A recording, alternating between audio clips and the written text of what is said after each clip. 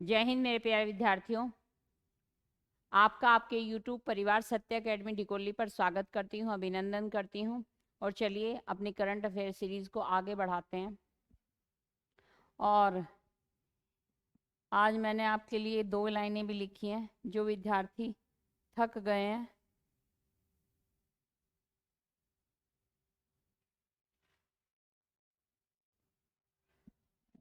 खोल दे पंख मेरे कहता है परिंदा, अभी और उड़ान बाकी है, जमी नहीं है मंजिल मेरी, अभी तो पूरा आसमान बाकी है।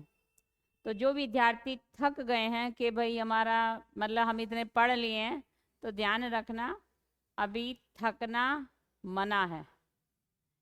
ठीक है, तो मेहनत करते रहिए जब तक मंजिल ना मिले। चलो जल्दी से अपने प्रश्नों की सीरीज को आगे बढ़ाते हैं भाई। पहला प्रश्न, वर्ष 2022 के लिए डॉक्टर सी नारायण रेड्डी राष्ट्रीय साहित्य पुरस्कार किसे मिला? तो करेक्ट आंसर है आपका प्रतिभा रे को मिला। प्रतिभा रे को आपके पुरस्कार मिला। प्रतिभा रे, ध्यान रखना, उड़िया भाषा की ये लेखिका हैं। उड़िया भाषा की लेखिका। और इनकी एक महत्वपूर्ण बात और भी है भाई, ध्यान रखना, ज्ञानपीठ मिल चुका है इनको 2011 में, और 2007 में इनको पद्मश्री भी मिल चुका। ठीक है, तो प्रतिभा रे।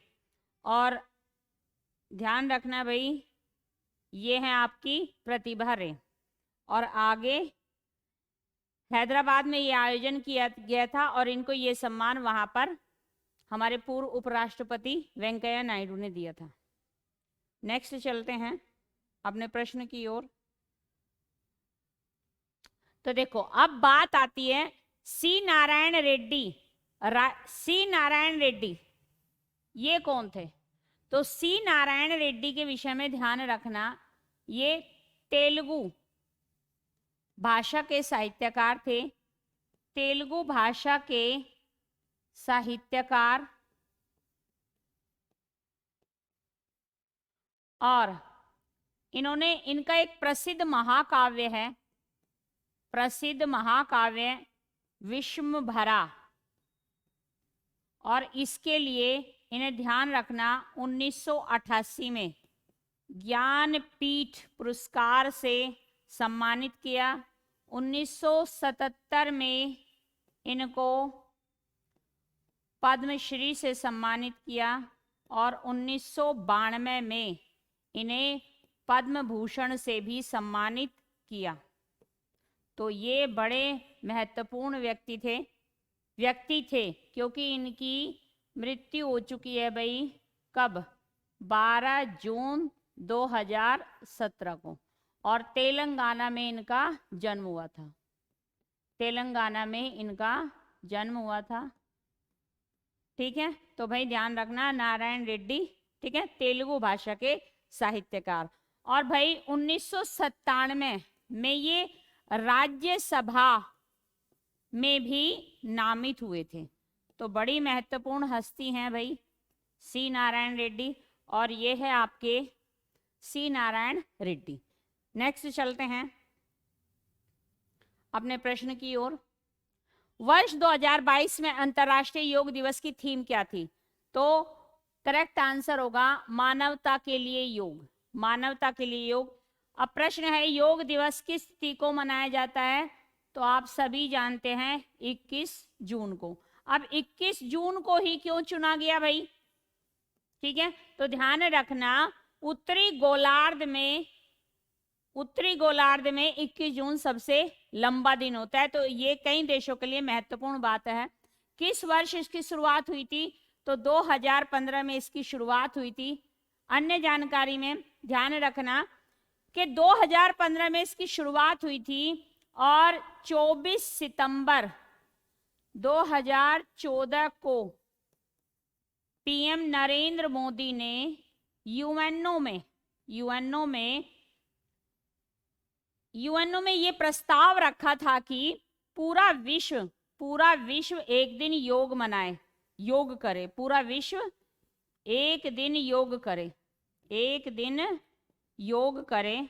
तो ध्यान रखना भाई, 77 देशों ने इस प्रस्ताव पर सहमति जताई थी। 177 देशों ने इस प्रस्ताव पर सहमति व्यक्त की और ध्यान रखा 90 दिनों में इस प्रस्ताव को पारित कर दिया गया। ठीक है, ध्यान रखना है, यूएनओ में 90 दिनों में इस प्रस्ताव को पारित कर दिया, जो आज तक का सबसे कम समय था किसी भी प्रस्ताव को पारित होने में। ठीक है, तो ध्यान रखना भाई। ये देखो, ये हमारे पीएम नरेंद्र मोदी हैं। जनपद पर 2015 में योग करते हुए, और 2015 में योग करते हुए भारत ने 2 नए कीर्तिमान स्थापित कर दिए। ये भी आपको पता होना चाहिए क्या कर दिया। तो ध्यान रखना, पहली बार 40,000 लोगों ने एक साथ योग किया, एक साथ योग किया। और दूसरा कीर्तिमान क्या किया कि 85 देशों के प्रतिनिधियों ने इसमें भाग लिया।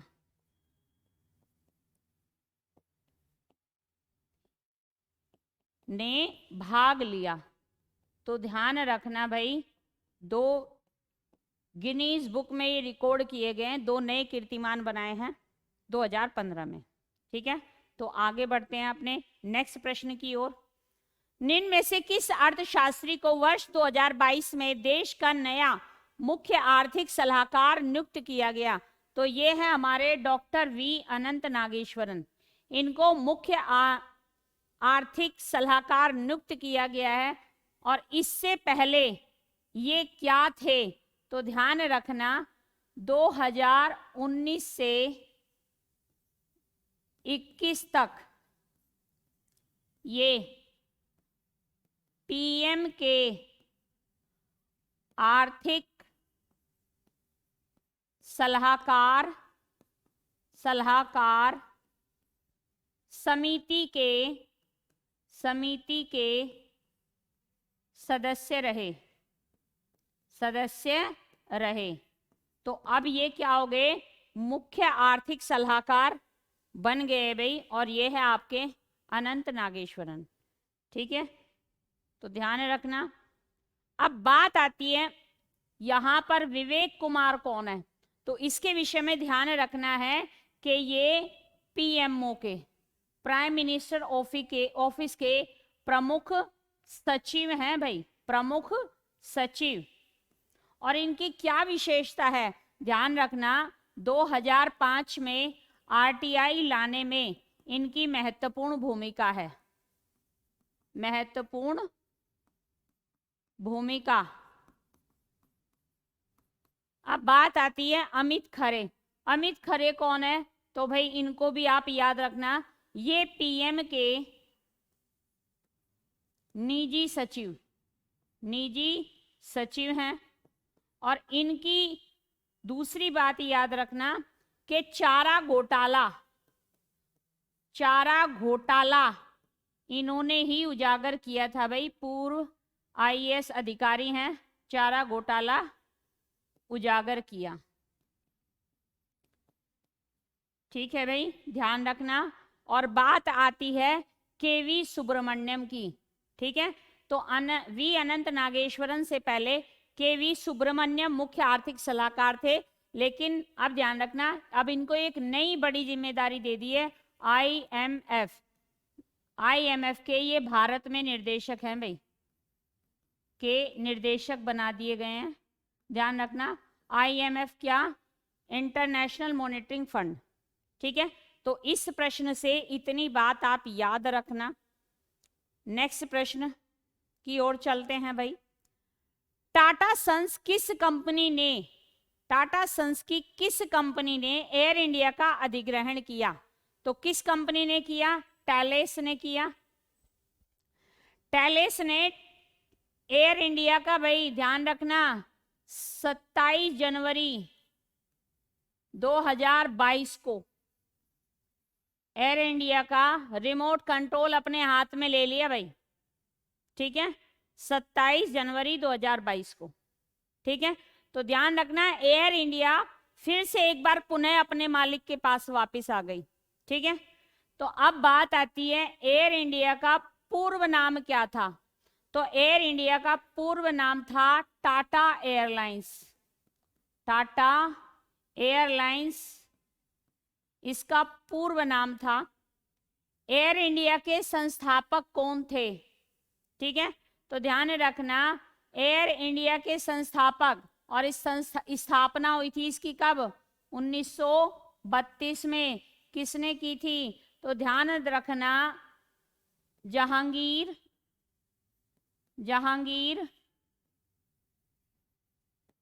रतनजी टाटा, रतनजी दादा भाई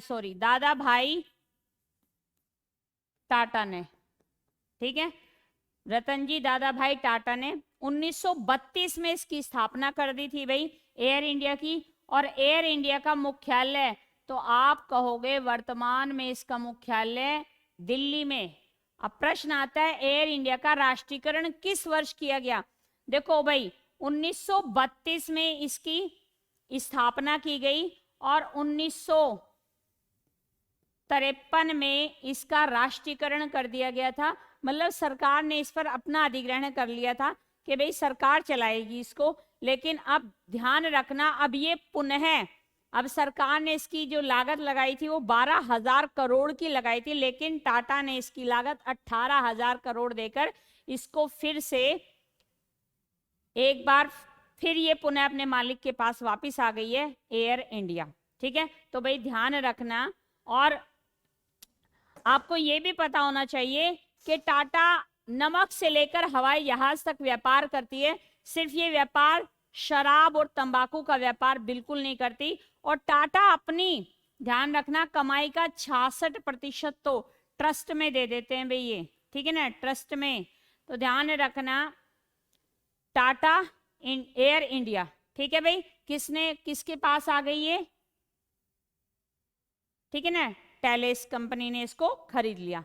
अब नेक्स्ट चलते हैं अपने प्रश्न की ओर। ये आपका एयर इंडिया, ठीक है भाई, एयर इंडिया। नेक्स्ट चलते हैं। लापता बच्चों को खोजने में मददगार एम्बर अलर्ट का नाम नया फीचर्स कौन सी सोशल कंपनी ने शुरू किया। तो ध्यान रखना भाई वो किया है आपका इंस्टाग्राम ने, ठीक है। किस देश की कंपनी है, तो याद रखना ये अमेरिका की कंपनी है, ठीक है, अमेरिका की कंपनी है। इंस्टाग्राम को भाई फेसबुक ने खरीद लिया था, ठीक है, फेसबुक ने इसे खरीद लिया। और फेसबुक किसकी कंपनी है, ध्यान रखना मेटा की, और मेटा है अमेरिका की, ठीक है, मेटा है अमेरिका की। अब इसके संस्थापक कौन है भाई, तो ध्यान रखना इसके संस्थापक है केविन सिस्ट्रॉम। 2010 में इसकी स्थापना की गई थी, केविन सिस्ट्रॉम, और प्लस एक व्यक्ति और थे, उनका नाम है क्रीकेकर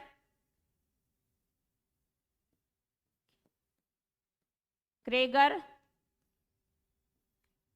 ठीक है। तो 2010 में इसकी स्थापना की गई थी, ठीक है। तो भाई ध्यान रखना किस देश की कंपनी है, अमेरिका की कंपनी है। अब प्रश्न बनता है गूगल का पूर्व नाम क्या है। तो ध्यान रखना गूगल का पूर्व नाम है बैकरब, ठीक है, बैकरब गूगल का पूर्व नाम, ठीक है भाई। तो ध्यान रखना एम्बर अलर्ट किस सोशल कंपनी ने शुरू किया, तो इंस्टाग्राम ने। नेक्स्ट चलते हैं अपने प्रश्न की ओर। हाल ही में पद्मश्री से सम्मानित श्री नारायण देवनाथ जी का निधन हुआ। वे किस क्षेत्र से संबंधित थे, श्री नारायण देवनाथ जी। तो आप कहोगे ये प्रसिद्ध कार्टूनिस्ट थे भाई, ठीक है। किस वर्ष पद्मश्री से नवाजा गया, ठीक है भाई, तो आप बता देना कि 2021 में इनको पद्मश्री से नवाजा गया था। ठीक है, 2021 में इनको पद्मश्री से नवाजा गया था। किस राज्य से थे? तो आप कहोगे ये बंगाल से बिलोंग करते थे। प्रमुख कार्य क्या है? अन्य पुरस्कार। तो ध्यान रखना भाई, इनको डी लिट की उपाधि से भी, ठीक है ना, इनको डी लिट की उपाधि से सम्मानित किया गया, ठीक है। और भाई इनके बारे में महत्वपूर्ण जानकारी ये है कि इनको साहित्य अकादमी पुरस्कार भी मिला, साहित्य अकादमी पुरस्कार, ठीक है, 2013 में।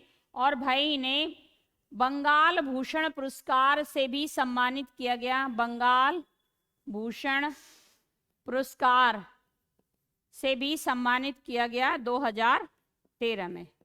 तो ध्यान रखना, ये इनके महत्वपूर्ण बातें थी। अब बात आती है श्री नारायण देवनाथ, इनका निधन कब हुआ? तो इनका निधन हुआ है 18 जनवरी 2022 को, ठीक है। तो भाई ध्यान रखना, श्री नारायण देवनाथ का निधन भी आपको याद होना चाहिए, 18 जनवरी 2022 को। और मैं पहले भी, हम अपनी पहली सीरीज में बता चुके हैं कि 2022 के अंदर बहुत सी महत्वपूर्ण हस्तियों का निधन हुआ, ठीक है। तो आप सब ये याद रखना भाई, ठीक है, क्योंकि हमने आपसे पिछली सीरीज में भी पूछा, बताया था, पंडित रविशंकर और लता मंगेशकर, ठीक है, बिरजू महाराज, ठीक है। तो बहुत सारी हस्तियां 2022 में हमें छोड़कर चली गई हैं। तो आप ध्यान रखना, ये है आपके श्री नारायण देवनाथ, ठीक है भाई, ध्यान रखना इनके विषय में। नेक्स्ट प्रश्न की ओर आगे बढ़ते हैं। भारत ने यूक्रेन में अपने नागरिकों को वतन वापसी के लिए कौन सा अभियान चलाया? तो यूक्रेन में वतन वापसी के लिए चलाया था ऑपरेशन गंगा। वतन वापसी के लिए कौन सा चलाया? ऑपरेशन गंगा। और ध्यान रखना भाई, ऑपरेशन गंगा। तो अब मुझे ये बताओ कि सुरक्षित घर वापसी के लिए किसने चला, ये कब चला? ठीक है, राइट आंसर है आपका, यूक्रेन से ना भारतीय नागरिकों को निकालने के लिए ऑपरेशन गंगा चलाया था, ठीक है। और ये हमारी एयरफोर्स ने चलाया था, ठीक है। अब मुझे ये बताइए, सुरक्षित घर वापसी के लिए किसने चलाया था, ये कब चलाया गया? तो आप बता देना, 26 फरवरी 2011 को, ठीक है। लीबिया में गृह युद्ध हुआ, ठीक है भाई, गृह युद्ध चल रहा था और वहां से भारतीयों को वापस लाने के लिए चलाया गया था, ठीक है। और ये किसने चलाया था? नेवी प्लस एयरफोर्स ने मिलकर चलाया था, ठीक है। अब प्रश्न आता है, अमृत महोत्सव, ये बताइए कब चलाया गया? प्रश्न पूछा जाएगा, अमृत महोत्सव सबको पता होगा, ऐसा कोई नहीं है जो ना पता हो, जल्दी बताइए, ठीक है भाई, अमृत महोत्सव। तो ध्यान रखना, अमृत महोत्सव आजादी के 75वें वर्ष में, ठीक है भाई, अमृत महोत्सव चलाया गया। वंदे मातरम कब चलाया गया?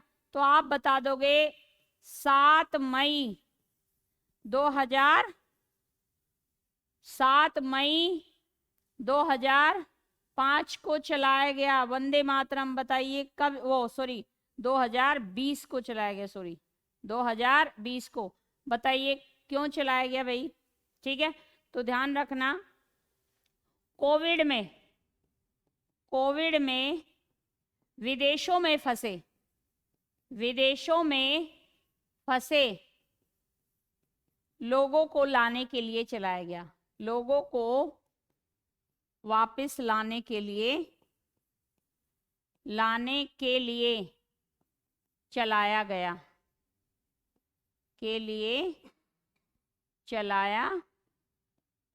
गया।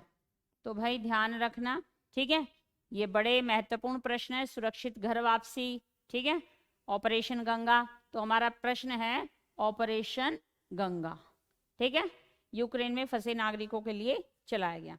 नेक्स्ट प्रश्न करते हैं, नेक्स्ट प्रश्न की ओर। भारत का पहला हवाई अड्डा जिस पर संस्कृत में भी उद्घोषणा की गई है, तो ध्यान रखना, लाल बहादुर शास्त्री अंतरराष्ट्रीय हवाई अड्डा, जहां अंग्रेजी के साथ साथ संस्कृत में भी अनाउंसमेंट की जाती है।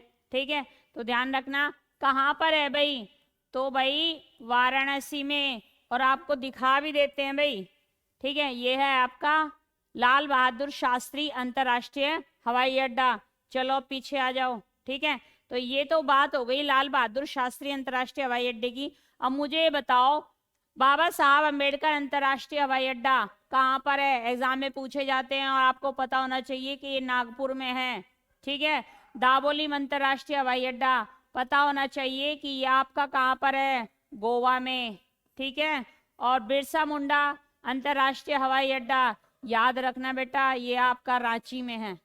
ठीक है, तो आपने अंतरराष्ट्रीय लाल बहादुर शास्त्री हवाई अड्डा देख लिया। अब आगे बढ़ते हैं अपने नेक्स्ट प्रश्न की ओर। भारतीय प्रेस परिषद के नए अध्यक्ष कौन बने? ठीक है, कौन बना भाई भारतीय प्रेस परिषद के नए अध्यक्ष? तो ध्यान रखना, रंजना प्रकाश देसाई। ठीक है, रंजना प्रकाश देसाई, ध्यान रखना, ये सुप्रीम कोर्ट की पूर्व न्यायाधीश हैं, सुप्रीम कोर्ट की पूर्व न्यायाधीश। और हमेशा एक बात बता दूं मैं तुम्हें कि भाई भारतीय प्रेस परिषद के जो भी अध्यक्ष बनेगा वो सुप्रीम कोर्ट का पूर्व न्यायाधीश ही बनेगा। ठीक है, चलो अब हम इसकी देखो भाई, ये है हमारी रंजना प्रकाश देसाई। ठीक है, भारतीय प्रेस की अध्यक्ष। अब देखो कैसा निकाय है ये, तो आप कहोगे ये एक संवैधानिक निकाय है, एक संवैधानिक निकाय है। ठीक है, इसका संविधान में वर्णन है भाई। ठीक है, कैसा निकाय है? संवैधानिक निकाय है। भारतीय प्रेस परिषद की स्थापना कब हुई? तो ध्यान रखना 1966 में, 1966 में इसकी स्थापना हुई। ठीक है ना, इसकी स्थापना 1966 में की गई। भारतीय प्रेस परिषद में कितने सदस्य होते हैं? ठीक है, तो ध्यान रखना प्रेस परिषद में 1+28 होते हैं, मतलब एक आपका अध्यक्ष होता है और 28 अन्य सदस्य होते हैं। तो अध्यक्ष को मिलाकर टोटल 29 सदस्य आपकी प्रेस परिषद में होते हैं, भारतीय प्रेस परिषद। भारतीय प्रेस परिषद के प्रथम अध्यक्ष कौन थे? अब प्रश्न ये बनता है कि प्रथम अध्यक्ष कौन थे? तो भाई ध्यान रखना, प्रथम अध्यक्ष थे आर मधोलकर, आर मधोलकर। ठीक है, ध्यान रखना 1966 में इनको पहली बार अध्यक्ष बनाया गया था। ठीक है भाई, अब प्रश्न बनता है राष्ट्रीय प्रेस दिवस कब मनाया जाता है? तो राष्ट्रीय प्रेस दिवस बताओ भाई कब मनाया जाता है? तो ध्यान रखना कब मनाया जाता है राष्ट्रीय प्रेस दिवस, बताओ भाई। तो ये मनाया जाता है 16 नवंबर को। ठीक है भाई, 16 नवंबर को। चलो नेक्स्ट प्रश्न की ओर देखते हैं।